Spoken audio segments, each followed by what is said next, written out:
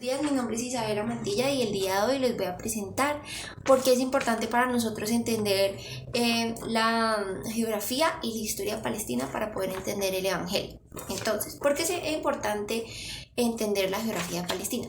Bueno, Palestina antes y ahora siempre ha sido un lugar que ha contenido muchos hechos culturales e históricos que han marcado la historia. Por eso mismo ha tenido también una diversidad cultural inmensa, la cual ha permitido que también haya una diversidad en perspectivas e historias. En cuanto al Evangelio, el Evangelio es un libro muy viejo, el cual también contiene una cantidad inmensa de perspectivas, las cuales desde nuestra visión de la actualidad probablemente no se hagan entender. Por eso, al entender la geografía, no solo vamos a poder saber cómo se transcurre la historia y cómo se dan los hechos que ocurren en el Evangelio, sino que también podemos entender los contextos de cada uno de los lugares.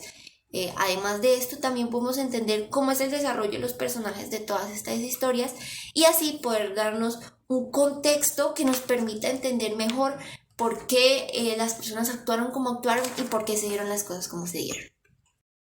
En cuanto al tema religioso y histórico de Palestina, podríamos decir que es importante saber las zonas políticas y los problemas socioreligiosos. Entonces, en cuanto a las zonas políticas, después de que se murió Herodes el Grande, el dominio de Palestina fue dividido. En cuanto a Galilea, fue Herodes Antipas, el hijo de Herodes el Grande, el cual regía este territorio.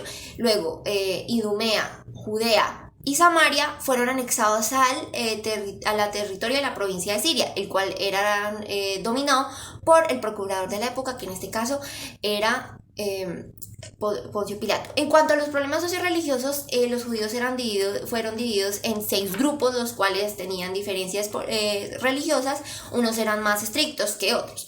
En cuanto a cómo estos eran ubicados alrededor del territorio, podríamos decir que entre Galilea y Samaria eran probablemente los menos estrictos, y en Judea, al estar la ciudad de Jerusalén, era donde estaba la concentración más grande de las personas más estrictas de esta religión.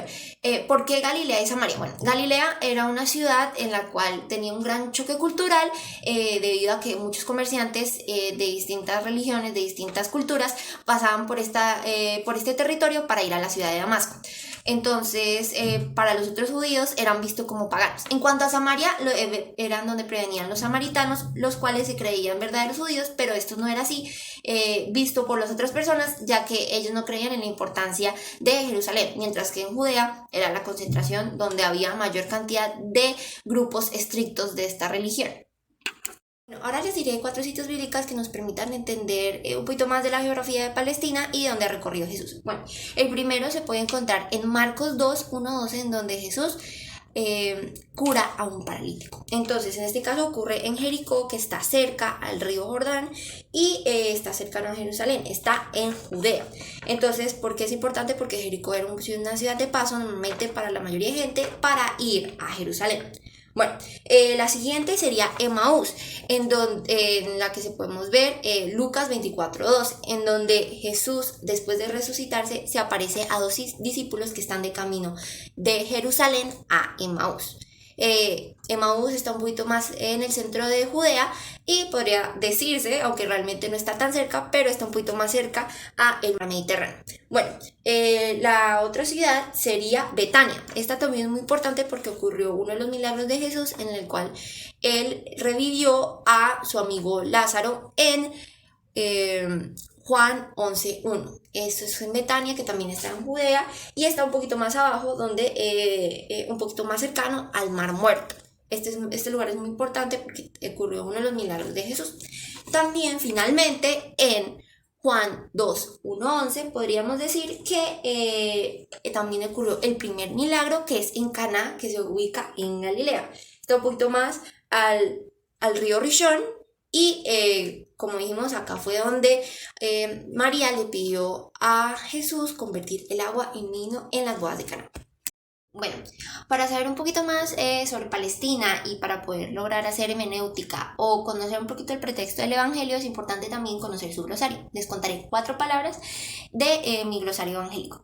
Entonces, estas palabras aparecen durante toda la Biblia.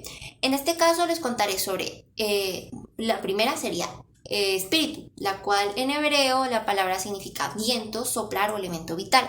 En cuanto al significado que se le da en la Biblia, es aquel elemento principal o principio, el cual es esa chispa energía que permite a los humanos continuar. También es como esa chispa de energía individual que nos permite conocer sobre nuestra existencia y entender un poquito más de nuestra existencia.